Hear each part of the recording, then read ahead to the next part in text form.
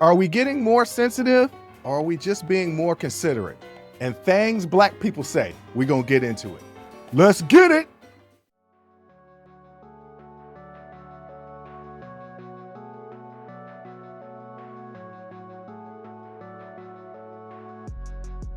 Welcome. First of all, welcome. This is Unsolicited Perspectives. I'm your host, Bruce Anthony, here to lead the conversation in important events and topics that are shaping today's society. Join the conversation and follow us wherever you get your audio podcast. Subscribe to our YouTube channel for our video podcast, YouTube exclusive content, and our YouTube memberships. Rate, review, like, comment, share. Share with your friends, share with your family, hell, even share with your enemies. On today's episode, it's the Sibling Happy Hour. I'm here with my sis, Aundrea. We're going to be dilly-dallying a little bit. Then we're going to be talking about TV shows from the 80s that might not fly today. And then more Black expressions. But that's enough of the intro. Let's get to the show.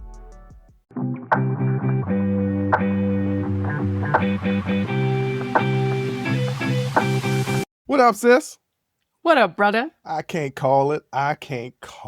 What's up with you? You had a fun and interesting weekend last weekend. I did. So down here in Atlanta, we had the Dukes and Boots Festival.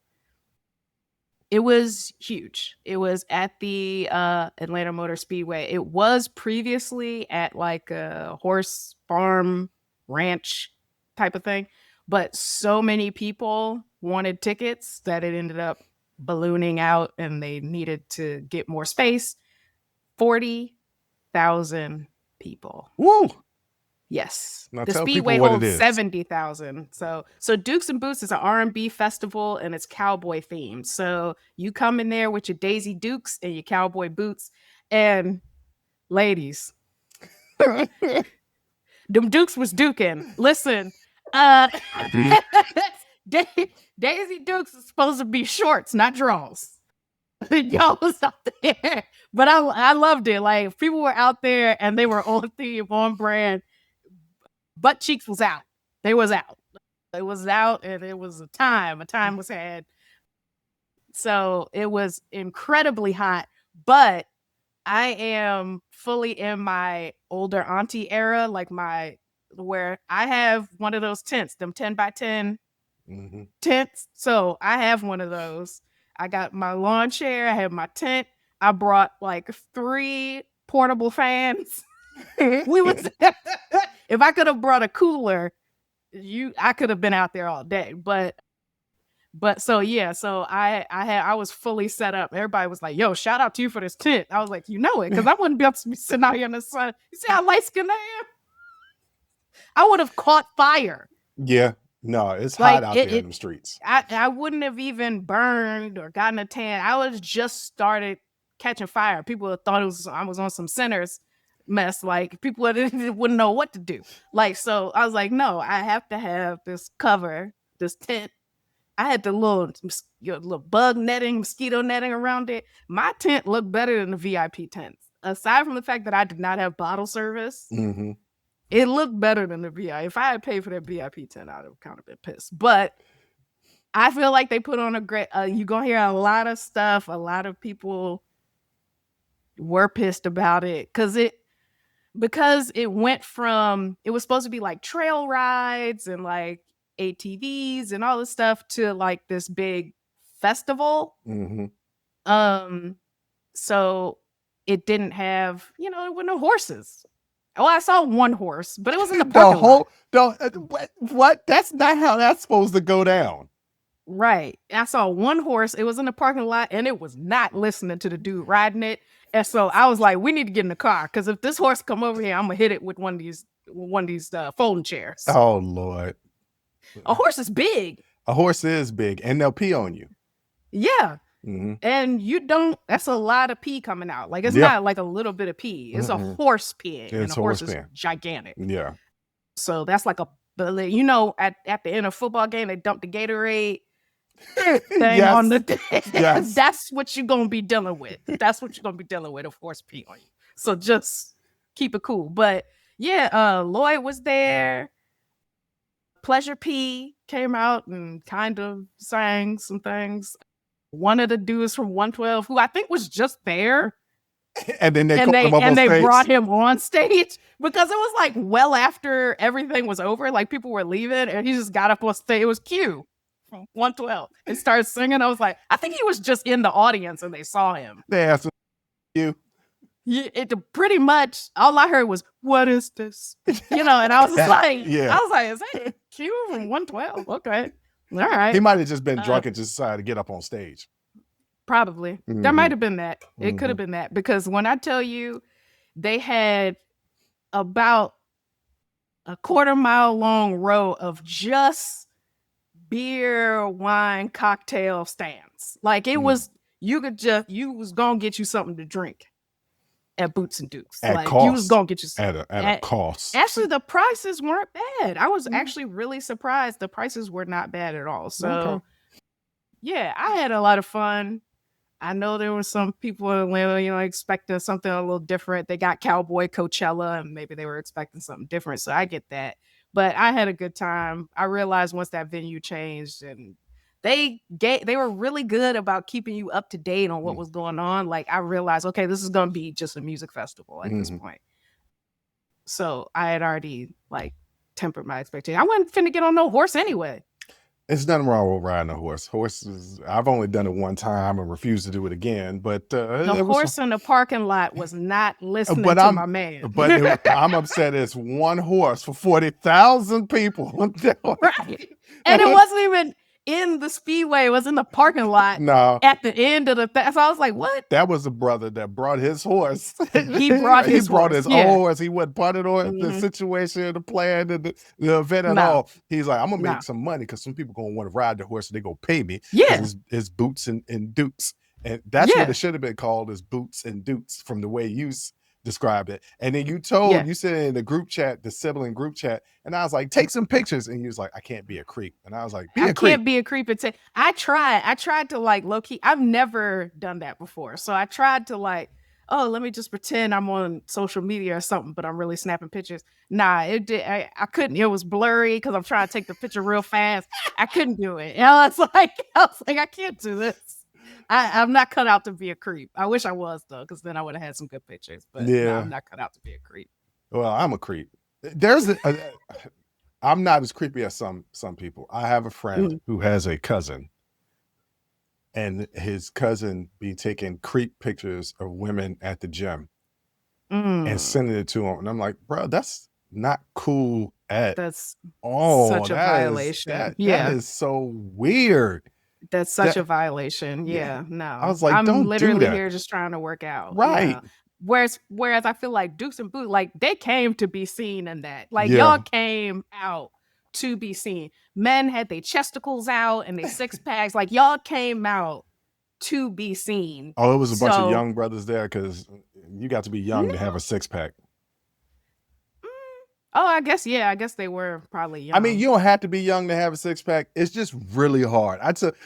Clients coming to me is like, can I get a six pack? I'm like, look, man, I'm gonna be real honest with you. It is extremely hard. I've had a six pack twice in my life. Yeah. In two separate time periods in my life. In high school, and then a couple of years ago when I decided to just get super lean. That was it. That was it. And you know how hard it was to get super lean? So hard I don't never want to do it again. Yeah, I've always had a six pack. It's just up under.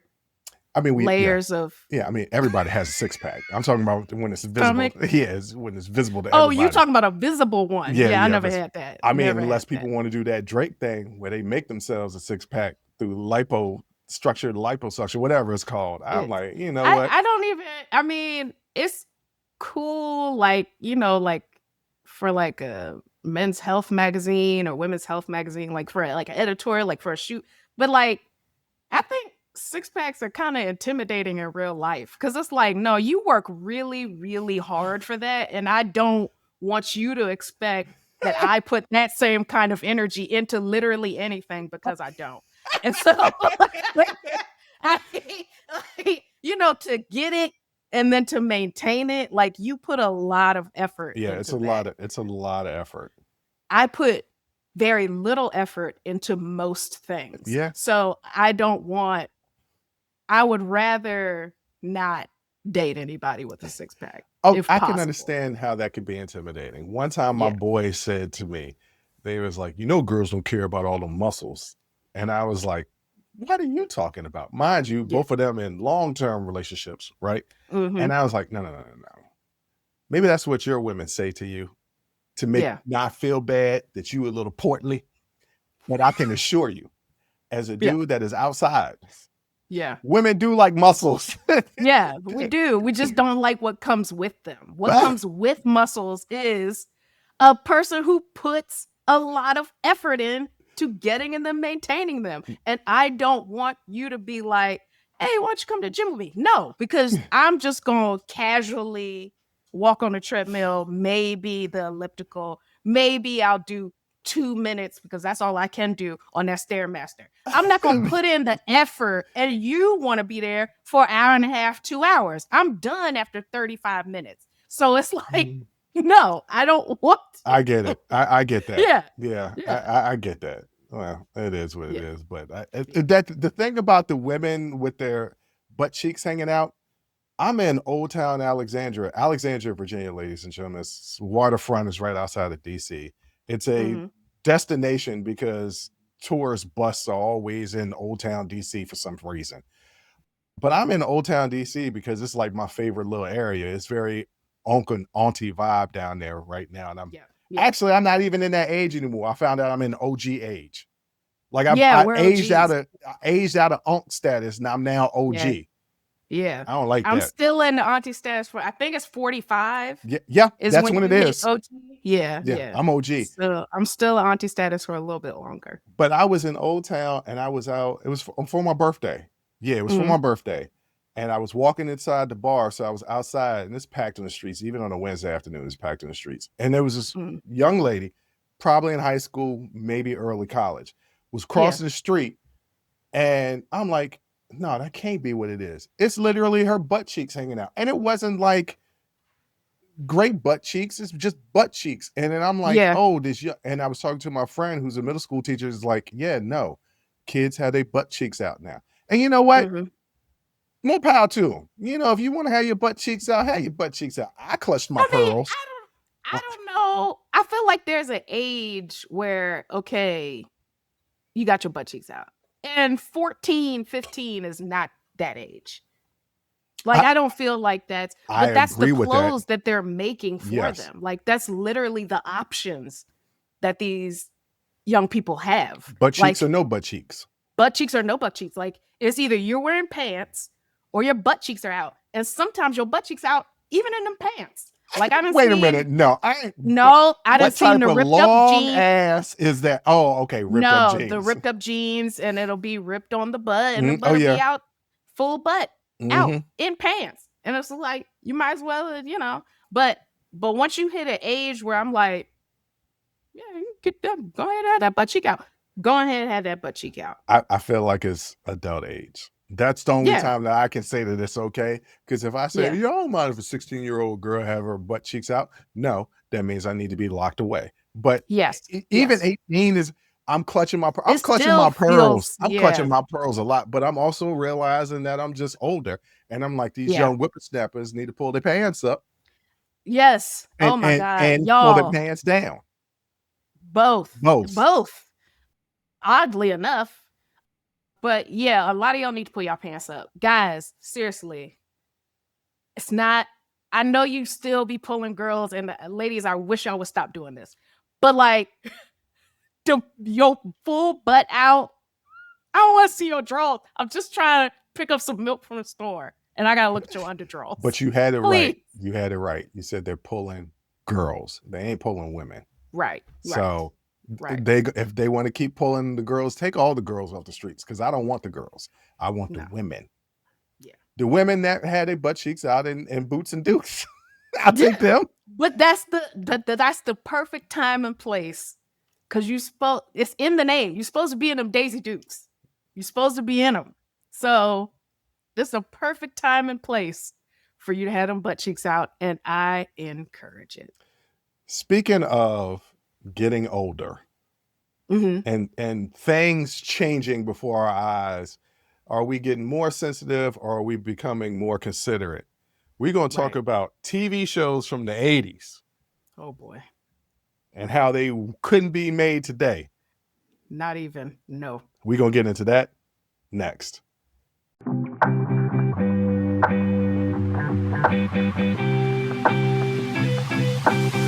Jay, you might remember a conversation that we had, I don't know, maybe a year ago, maybe a little less than a year ago, of how one of our favorite television shows, Martin, has some problematic themes in it. They weren't they were probably problematic at the time, but we didn't think of them as being problematic at the time. But now They as we're old, weren't. I feel like they weren't problematic at the time. I feel like at the time we were more accepting of misogynist and homophobic behavior. yes, we were. Yeah. Because those groups were definitely way more marginalized than they are now.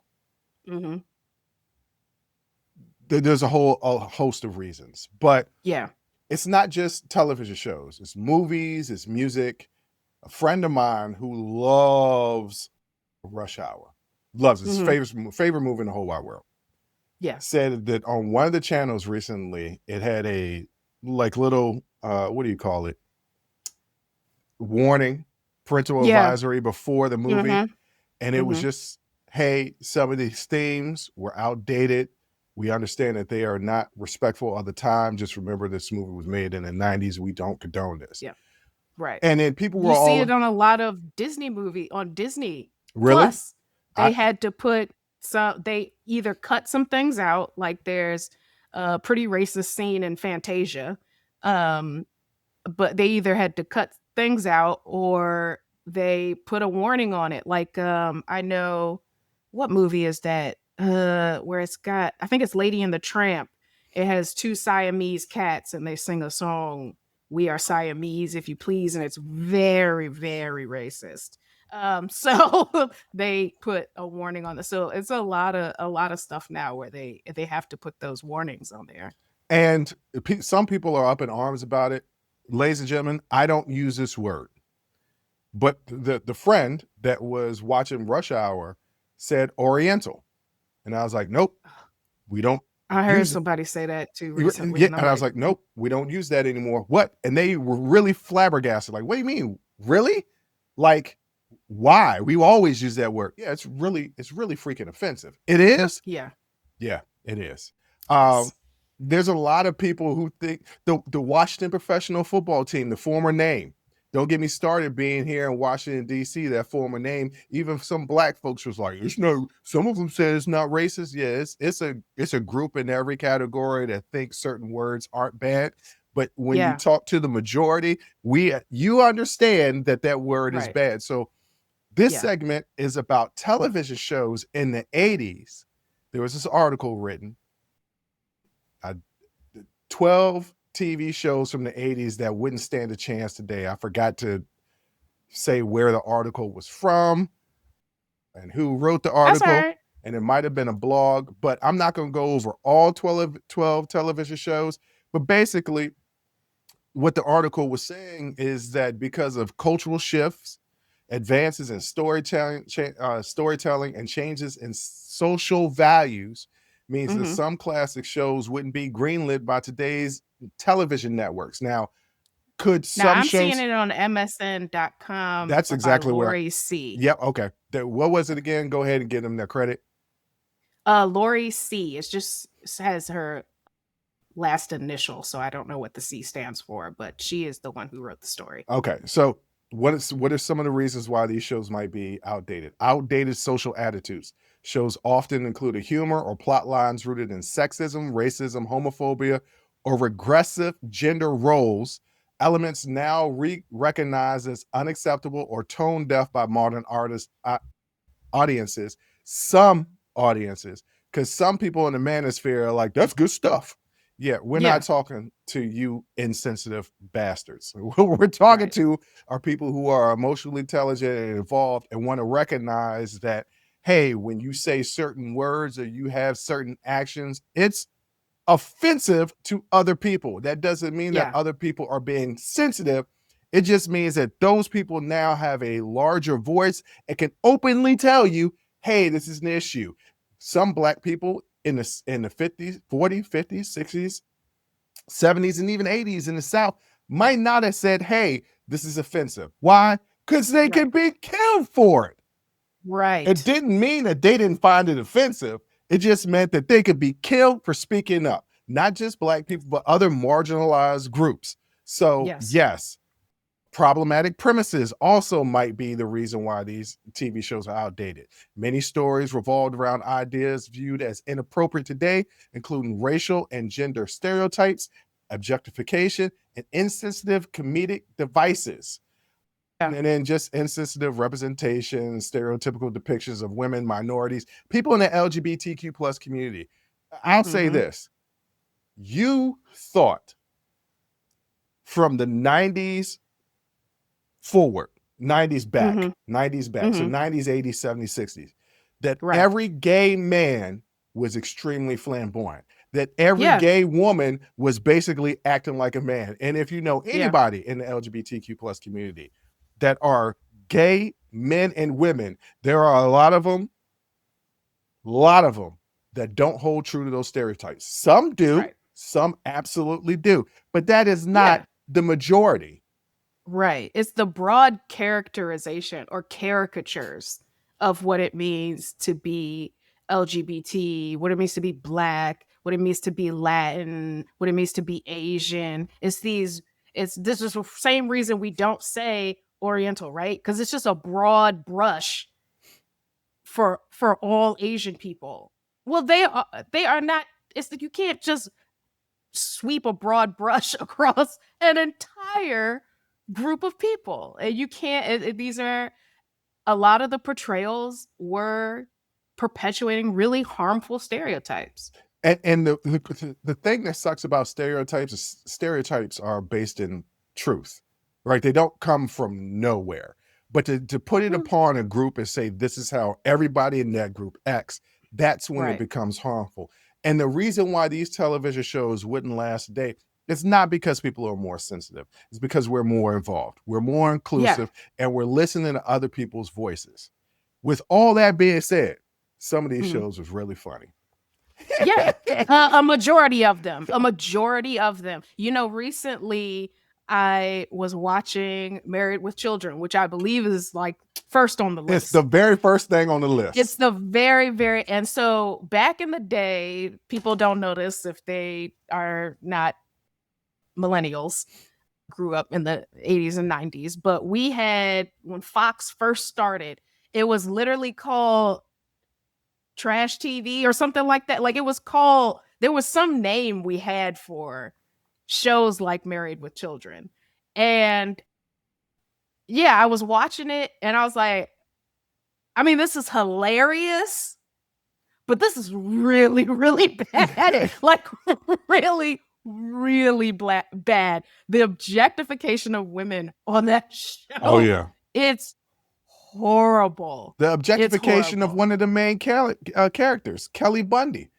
She was a stereotypical dumb blonde. Like they made her dumb, gorgeous, but dumb. Yes. And over-sexualized. But any woman that came into that shoe store could catch a stray from Al Bundy. Like could just get all the smoke. It didn't matter what type of woman, if she was really hot or if she wasn't, according to him. Like the treatment, his treatment was completely biased based on the attractiveness of whatever woman he was encountering. It was bad, but I was laughing my ass off. Like I can't even lie about that. I gotta be honest, but it was bad. So one of the reasons why the rampant sexism, the reason why it probably wouldn't be made today, crude humor that targets women and minorities. I don't remember it really targeting minorities, but I'm sure it did. It did. It definitely did. Okay. It did, but not Black minorities. It targeted everybody else. The reason being is because there was a Black writer on the show. One of the main writers was a Black writer on the show. And one of Married with Children? Yep. And one of Al's best friends was in the group No Ma'am. Yes. In the group No Ma'am was a Black dude. So I don't remember them being, in other words, racist towards Black people. But when you say minorities, you include women, you include people from the LGBTQ plus community and other races. Probably, yes, they were probably really offensive. At the time that I thought was funny, and probably might still think it's funny, but not appropriate. And when we say these television shows couldn't be made today, it's not true. They can be if they're done right, because It's Always Sunny in Philadelphia does a lot of these themes, but it's tongue in cheek, where you know what they're doing, and it comes off as not you know how some people can say things, they're ridiculous, right? You know how I often get away. I'm not trying to put myself up there as some whatever, but I often get away with a lot of things that I say and do because of my personality. Like Bruce is just being crazy, kind of like that SNL sketch where the boss is always like is getting ready to get fired for comments that he made, but there is Clarence, the front desk person, saying crazy stuff. When you're always kind of that personality, you get a pass, but that pass isn't given to everybody. I think so I think two things are at play. First, intent, right? Mhm. Like It's Always Sunny, you know they're ridiculous, and you know rarely is there ever malicious intent with the things that they do. Mhm. They literally are just ignorant. Yeah. Like they're literally just ignorant. But it doesn't feel willful. They just are ignorant. Mhm. And then also attractiveness, right? Mm. Or that also plays it. So you could be like, you could say, sorry, I'm giving a heteronormative example, but you could be a woman walking down the street and get hit on by two different men, right? One's attractive, one isn't. Your reception could be a little different. And the reason, and they kind of played into that with that SNL skit, right? So the boss was making really not even that sexually suggestive of comments, but he made the female staff really uncomfortable. Then you got Clarence, this sweet old man, who is making explicitly suggestive comments, but because of his presentation, right? Because of who he is aesthetically, you're not as offended because it's just a crazy old man. That's just Clarence. Yeah. You know, so that plays, there's a psychology to it and a nuance to it also of like who it is you get offended by. I tell you what I would be really offended by if they made this show now. A Different Strokes. Yes.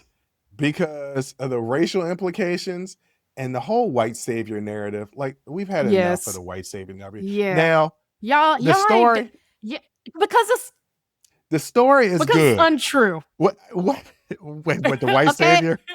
Yes. Now you've got the magical Negro, right? That feels a lot based in reality, right? Because a lot of how we navigate the world feels based in reality. Lot of how we navigate the world is also playing into the sensitivity of whiteness, right? And helping them along, right? But this reverse thing of like Dangerous Minds or Freedom Writers, where this white teacher comes in and educates the kids about. There are true stories, because Sandler, and I'm Chandler, from Friends, played a teacher from your neck of the woods, is based on a true story. So it does happen. That guy is just a good teacher. He's not a white savior. He works in a predominantly black school. He's just a great teacher. He's a great educator, and he cares about his students. He went into the hood. He went places I wouldn't go.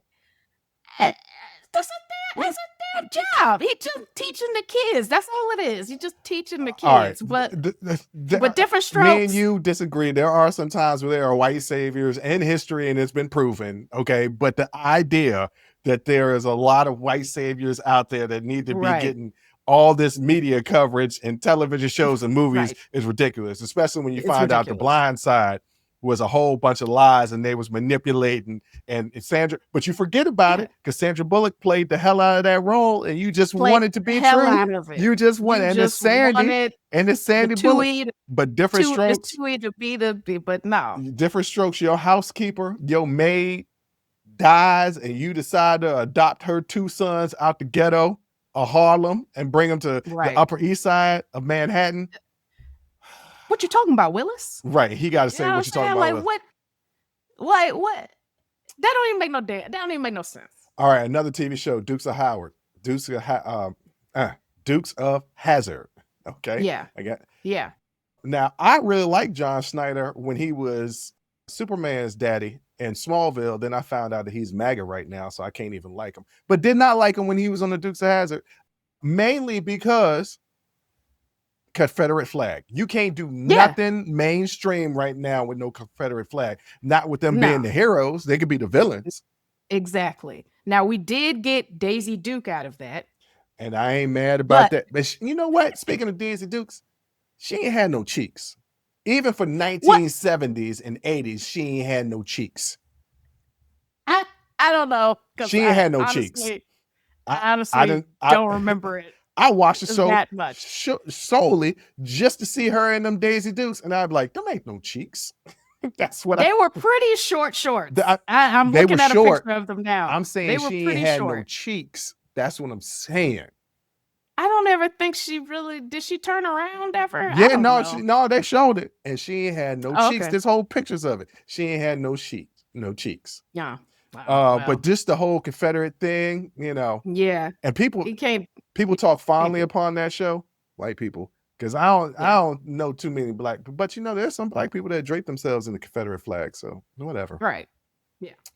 Alf, but I don't even want to talk about that because that could be a TV show that is made today.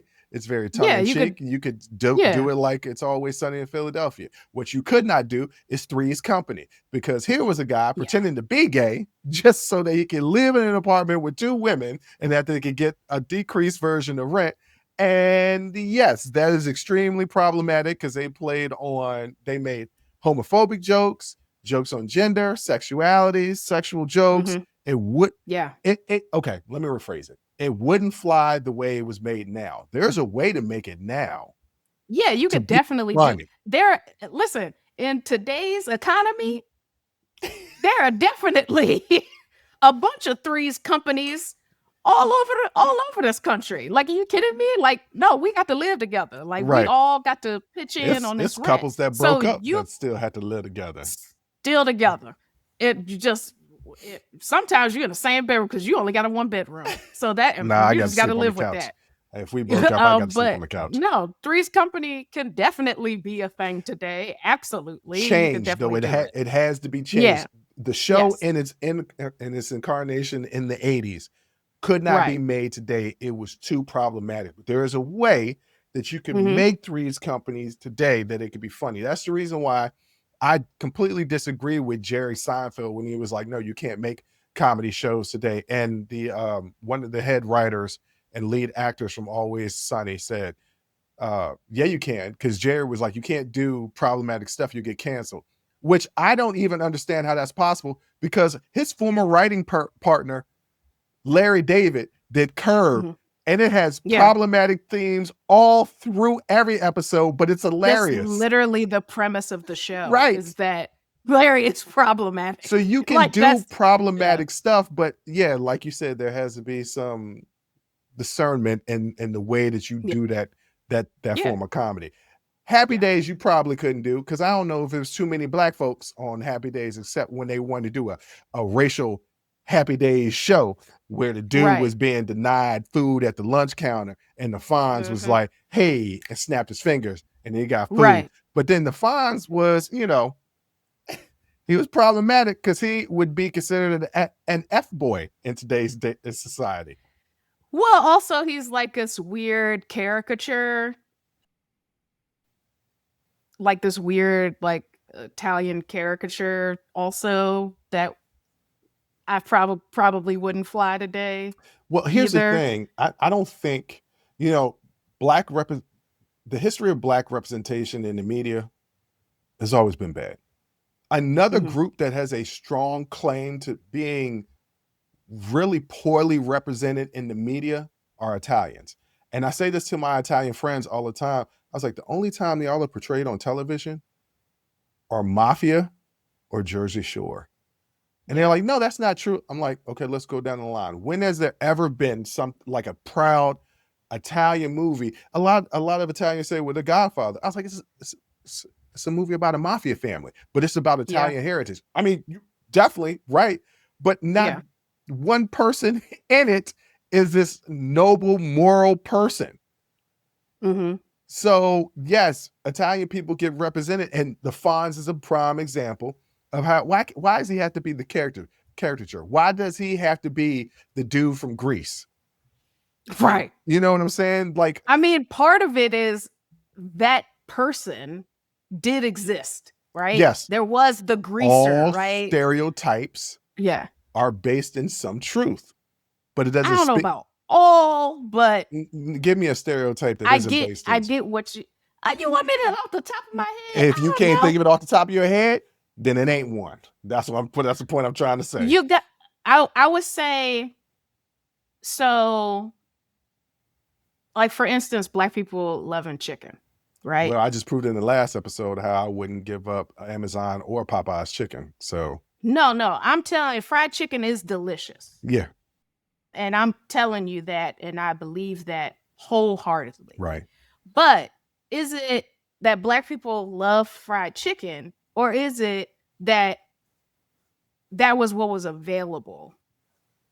Right? We weren't eating steaks back in the day. Right. Yeah, you're right. You're right about that. We weren't eating lobster, right? Like for meat, you had tripe or chitlins, right? Mm. Like you had why do we season our food so heavily? Well, we season our food so heavily because historically we didn't get the freshest cuts of meat. Right. Why do you typically see Black people who haven't been introduced to better ways of cooking meat order their food well done? Because we would get piss poor meat and have to make sure that it was cooked thoroughly so that we wouldn't get sick. Yeah. Like, so you got to think about what's the origin of that stereotype. Mm-hmm. Is it really that people are like this, or was there some sort of like inequity or involved, right? So that's what I would say. Like, not that stereotypes are based in truth. They're based in, circumstances that may have existed, but not necessarily that they're based in truth. But some of them are true. Some of them are true. Yeah. Okay. All right. Last show. There's more, but this is the last one I want to talk about that would not be made today in its carnation that it was made in the 80s is Baywatch. Mm-hmm. Now, probably because of the objectification of women, and it didn't have no plot. Like the stories, there was never a meaning to the story. But if you just want to watch something with scantily clad women, just watch a Glorilla video. That's all you need. Glow gonna have some booties on there. Yeah. And it's gonna be better than what you saw on Baywatch. Right.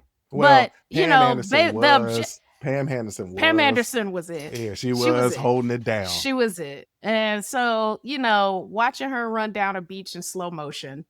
But that wasn't even my show. I didn't even really watch Baywatch. You know what my show was? Her second show, VIP.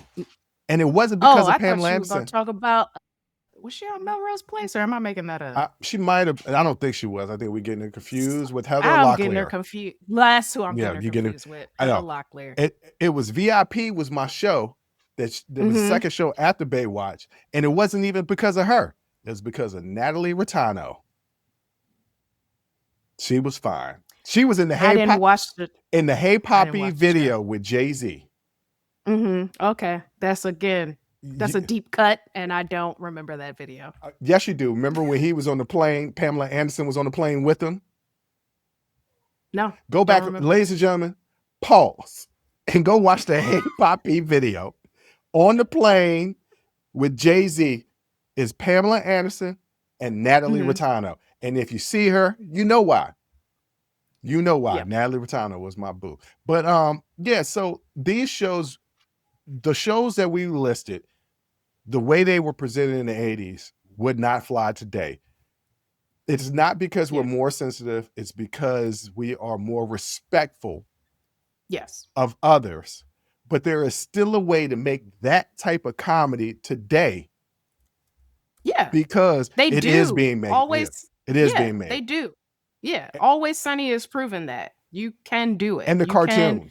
cartoons get away with it because they're cartoons. Mm-hmm. But Family Guy gets away with a lot of And guys, Family Guy's horrible. It's horrible. South Like Park. that. South Park is horrible. South Park. Good Lord. Like it's horrible, So, but it's funny. So, you watch it. Basically what we're trying to say is if you want to be offensive, just be creative about it. Yeah, just be creative. Like nobody is saying these jokes aren't funny. The jokes are funny. Be creative. Don't be lazy and just rely on stereotypes and things like that to be funny. Actually, like be funny and be creative, and people will laugh at it. Like people have no problem laughing at racy things. We love it. Mhm. This is America. We love racy things. Are you kidding? We're human beings. So yeah, it can be funny. People prove every day that it can be funny. You're just not funny. Like if you keep getting booed and people walking out your shows and killing you online and stuff, like it's because you're not funny. If you were funny, nobody would have any problem. But you're not funny. And you need to come up with another line of work. But no, we're not more sensitive.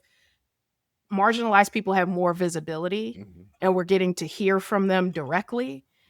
And when you do that, like Martin Luther King recognized this. That's why his revolution was televised. When you make people see you and they realize, oh, you're also a human being just like me, their values change. So that's all it is. That the more marginalized people are getting more visibility, and we're seeing them for who they are and recognizing that our past behavior was trash.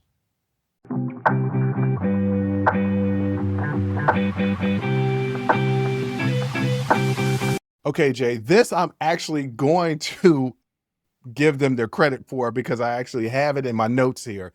This was Things We Say. It's from a blog, 5/5 Culture. It didn't say who it was written from, but it was a blog. And I guess if I had searched the blog, I would have found the author of the blog. But 5/5 Culture, Things We Say, Google search it, it'll all pop up. And it's a Black person talking about things that Black people say.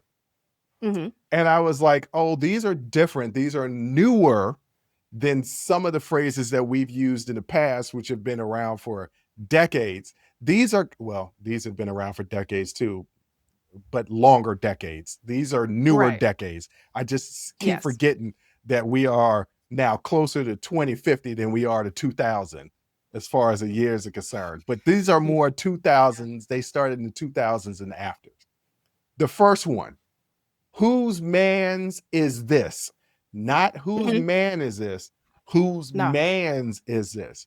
These are words these are words that you do not want to hear if you're out at a function enjoying yourself. As soon as this phrase is said, you immediately stop what you're doing and head over to see what happened.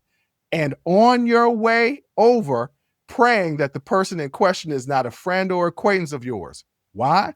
Because whose man is this is only said when somebody did something so wild and outlandish, the rest of the party needs to know where this person came from and who brought them, because it's time for them to go. You definitely don't want it to be said about you. You definitely don't want to say something and then somebody point, yo, whose man's is this? Because you're like, oh, I done messed up. I done said something and I done messed up. And if I don't go, I might get my ass kicked. So let's roll. Yeah, you definitely do not want to hear that question out of the function for sure. I've said it in white spaces because, you know me, I'm at that age now where I do not care. I don't code switch anymore. I do still code switch a little bit, but it's code switching for older people, not necessarily between races and cultures. Right. It's code switching for older people out of respect. I know they say respect your elders. Not all elders need to be respected, but that was the way I was raised, out of respect. But I did this at a function when I was in a majority of white space, and somebody said something funky. I don't remember exactly what they said, but they said something funky. And I was like, yo, whose man's is this? And then everybody looked at me crazy like, what? What do you mean? I was like, you ain't just hear this little crazy ish this dude just said? Yeah. This is crazy. And Yeah. they were like, huh? And I was like, I forgot where I was. Never mind. I can't point this out to everybody. They're not going to see where I'm coming from on this one. But hey, you don't have to be black to use this phrase. You can use the phrase anywhere. Matter of fact, if you're not black and you use this phrase in a black space, they're going to immediately know what you're talking about. And you might get a little notch on your belt. You're not going to get invited to the barbecue just because you said, whose man's is this? Right. But they're going to say, know what you're talking about. We know what you're talking about. And I'm like, yeah. Whose man's is this? Whose man's is this? This is an expression that I use at least once a week when everybody asks me, how you doing? Just trying to make $1 out of 15 cents. Yeah. A dime and a nickel. Just trying to make a way out of no way. What does that mean? It has several different undertones. Historically, Black people have been underpaid for the similar jobs, just like women have been. So we're realistically working harder at the same job, making less, trying to make $1 out of 15 cents. We're trying. Also, it just means working hard, right? Yeah. You could just be like, look, I'm just out here trying to turn this 15 cents to $1. Black folks is always trying to flip their money somehow, some way. Trying to take this 5, make it a 10, 10 to 20, 20 to 40, 40 to 80, till I get that C note. That's all that means. Exactly. But I use this expression all the time. It's also a throwaway line, just like I ain't been doing about nothing but being about my work. Yeah. And it doesn't even have to, honestly, it doesn't even have to be about work. It's just I'm trying to make a way out of no way. Right. That's it. Yep. It is acknowledging that I live under a state of constant inequity, but I'm still going to make a way out of no way. That is what it is. That's what it is. And this expression doesn't have to solely apply to Black people. Just Black people use it predominantly. This can apply to any marginalized group. And oh, by the way, poor white people, I'm allowing you to join our marginalized groups because you are also marginalized. I think you really need to understand that when you're poor and white, you're not doing too well. I'm not. Yeah. I'm very stingy with the tickets to the invites to the cookout. Like I didn't say there was an invite to the cookout. I said that it could be included in the marginalized group. Just because you're in a marginalized group don't mean you get invited to the cookout.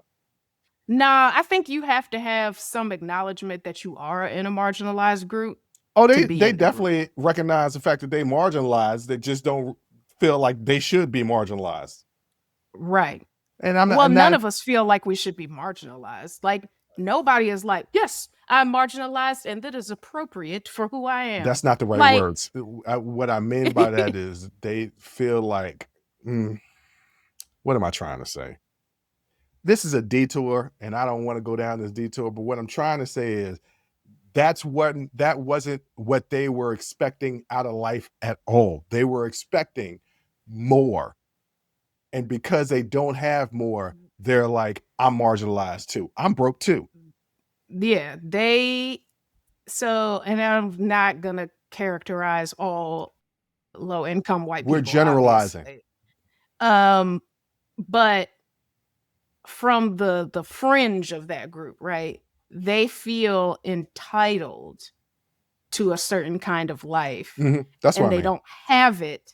And instead of looking inward to reflect on why they don't have it, they point the finger at everyone else. Yeah. So the reason why I don't include you in as a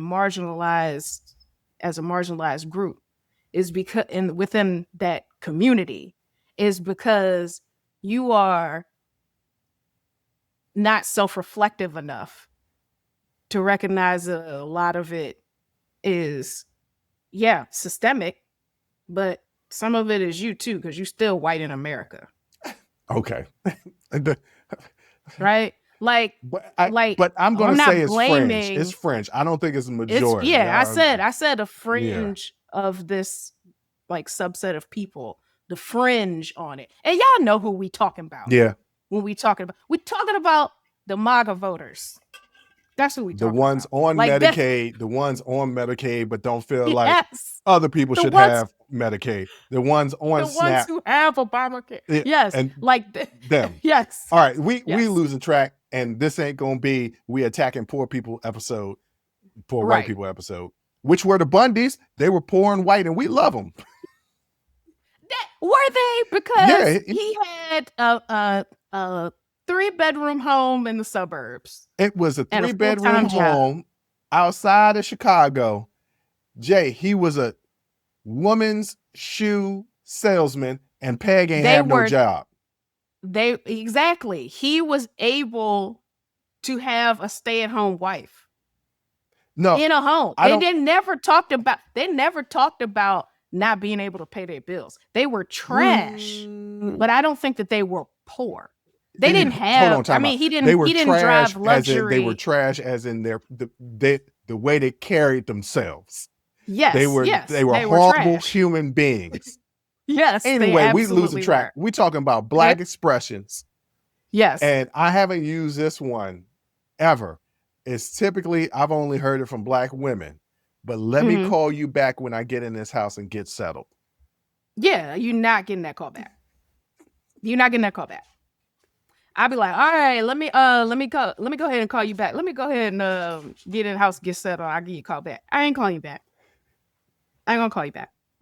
That's me. That's a polite way of getting off the phone. Because I'm not calling you back. If you hear me say, all right, like that's just letting you know the next thing I say is a polite way for me to get off the phone. We do that as a family because everybody we talk to in the family, they do it. I just talked to some extended family members recently, and they did the same thing. And I was like, oh, okay, no, this is just how we do things. All right, another Black expression. God knows my heart. Yeah. Look, God knows my heart is code for yes, I know my actions are wrong, but God knows that deep down inside, I want to do good. Just way, way deep. Once someone says, God knows my heart, just know they already made up their mind that they are A, currently sinning, B, about to sin, C, premeditating a future sin, D, justifying a past sin, or E, all of the above. Yeah. Yes, I'm shysty, but I'm a good person. God knows my heart. No, I don't go to church, but God knows my heart. Yeah, I'm out here selling drugs in the community, but God knows my heart. I'm selling drugs in the community. Yes, my intentions are not bad. But my actions aren't that great. God knows my heart. So, ladies and gentlemen, when you out there sinning, because I do it every day. I try not to do it every day, but it just so happens that I probably committed a couple of sins today. Anyway, when you out there sinning and you're around some Black folks, just say, God knows my heart. And they're going to know exactly what the hell you mean by that. Yes. Another Black expression, and the final one. No, not the final one. Okay. I know my car. Yes. You don't need to tell me nothing because I know my car. Johnny, your check engine light is on. It's cool. We gonna make it. But the check engine light is on. I know my car. Your gas light is on.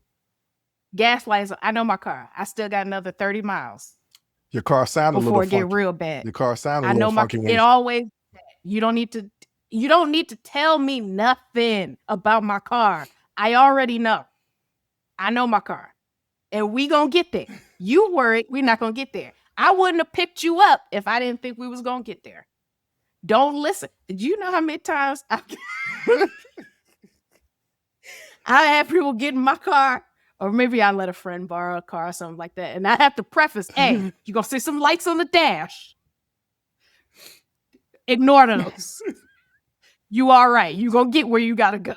I done said that more than once. I think more than once. I know mine can apply to any noun, any person, place, or thing. I know my restaurant. We're gonna be all right. Yeah. I know my dog. Your dog bite. Look, not me. I know my dog. All right. Another Black expression. I'm gonna run through these last two real quick. See, this right here is what we not finna do, or Yep. you got the wrong one. Yeah. That is a warning. It's not a threat. Yes. It's a warning. There's a difference between a It's a threat and a warning. warning. A threat is something Yes. implied. A warning is telling you what's going to happen if these events happen. This is a warning. Yes. Yes. Somebody It's says, a line in the sand. yes. It's us saying, okay, you done got out of pocket. So now I'm going to let you know this is the line in the sand. You cross it, then we're going to have a problem. But you got the wrong one on the right day. So, so figure it out. Because what we're not finna do is keep talking crazy like we doing. Okay? Figure it out. Shut it down. That's what that is. I see this so much on little TikTok or Instagram reels when Black women are getting ready to, or after they have busted somebody's butt or fought or something. It's always a warning. It's people don't understand. They don't heed the warning. I'm not the one. We're not fitting to go back and forth. I done told you. Like these are all warnings. Yeah, these are all warnings. You need to understand. You need to take a step back, recalibrate. Yeah. And if you want to engage in a continued conversation, you need to lower your tone, talk humbly, and maybe you can get yourself out of this ass whooping that's about to come your way. Watch your mouth where you talk to me. Watch your mouth when you talk to me. Play where it's safe, because it's not safe over here. Okay? Like Saweetie says, I'm in first place, but baby, still, I'm not the one. Okay? All right. And this last one is one of my favorites. You ain't never lied. I say that all the time. Me too. And knowing that we say it to people that we know have lied, but in that moment, they telling they telling the truth right there. They speaking facts right in that moment. You are preaching today. I said this to him because you ain't never lied. If anything, you telling the truth today. Once again, I was in white space, not code switching. Yes. And I said this. I was like, man, you ain't never lied. And he was like, yeah, I have. And I was like, oh, I forgot where I was again. Yeah. I was like, no, I'm just saying that what you're saying right now is the truth. It's the truth.